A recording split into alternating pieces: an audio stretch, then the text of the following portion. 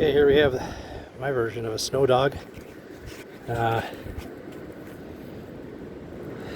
So there's a few things on here. We got 11 horsepower Honda engine, 40 series torque converter to a jack shaft, 12 sprocket, 35 sprocket to the drive.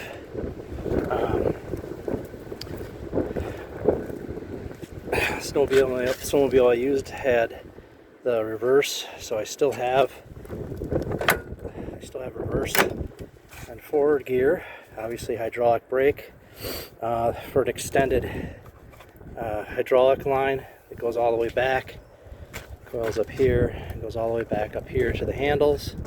I retained the brake from the original Snowmobile. I got that from E-Trailer. It's for hydraulic brake line. My gas is a bike brake. Okay, follows along, goes to the gas here. I added this spring so it would return quicker to the slowest RPM setting. It gets a little out of hand if it gets in the high setting and stays there. I also, along that route, retained the emergency shutoff. That's just a switch, just a quick connect. You remove this panel, and right up in here, you just hook it up in here. You just 2 wires. You jump them in there. Very, very simple. There's plenty of places online you can get that. But I almost ran into my house without it, so be careful.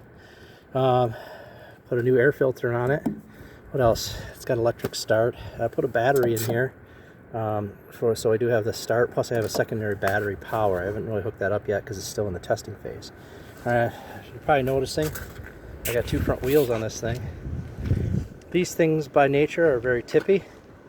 So today that's what I was testing out. Actually works pretty good.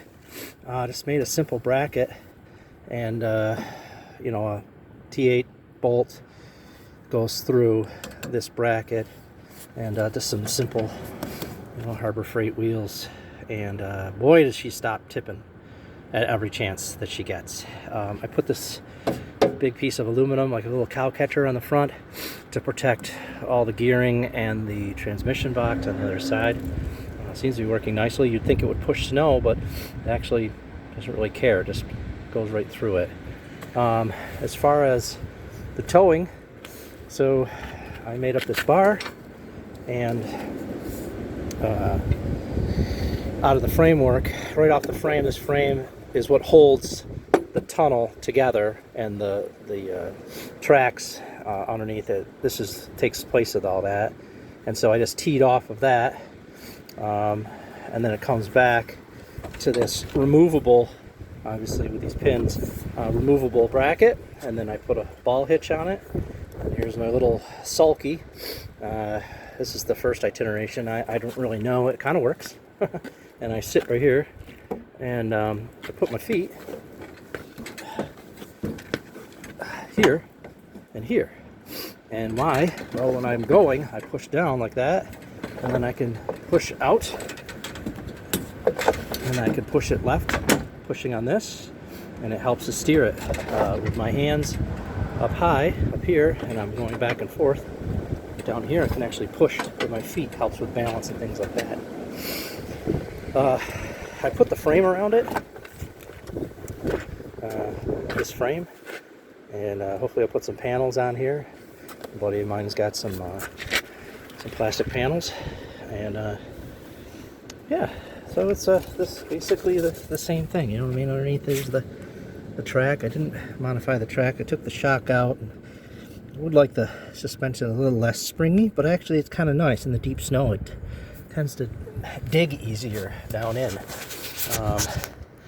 With me pushing down on the back on those pegs, it tends to push down a little bit easier into the snow, dig. So I've been through, today I just went through about a foot of snow, heavy wet snow, and Seems to work really well. And the other day I went through about a foot of slush. Stays up on top pretty good, sails along. And I just put my ice shack, just attach it to the back of that tow bar there, and away she goes. Yeah. Key points. If you make one of these, definitely have a kill switch so you don't drive into the side of your house. These brake lines, pretty simple to get, so you can maintain your integrity of your brakes. Pretty simple if it's already set up with hydraulic brakes to keep it that way. I really don't like this. It works really well, but it's kind of janky. It's going to break. I know it will.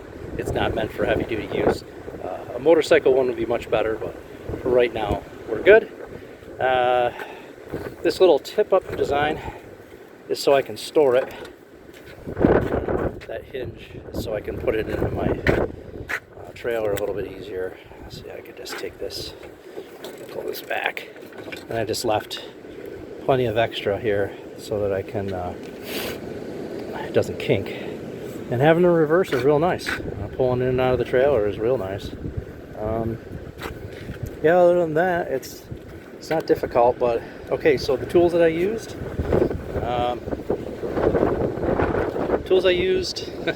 Sawzall, tons of angle grinders, ratchet sets, a lathe. You don't really need it, but damn, it came in handy to make some little parts. A shit ton of bolts, nuts and bolts, and a lot of patience.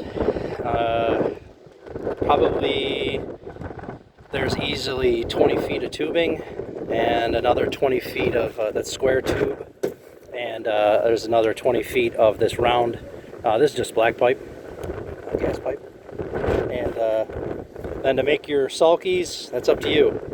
And all I did was disassemble the front of a snowmobile, and then where the pivots are, I welded on a bracket, and so that the ski would stay straight, put a bar across it, and then put an angle piece onto here so it was very stable. It had some integrity here, so it wouldn't go everywhere. As you can see, it's, you know, just like normal.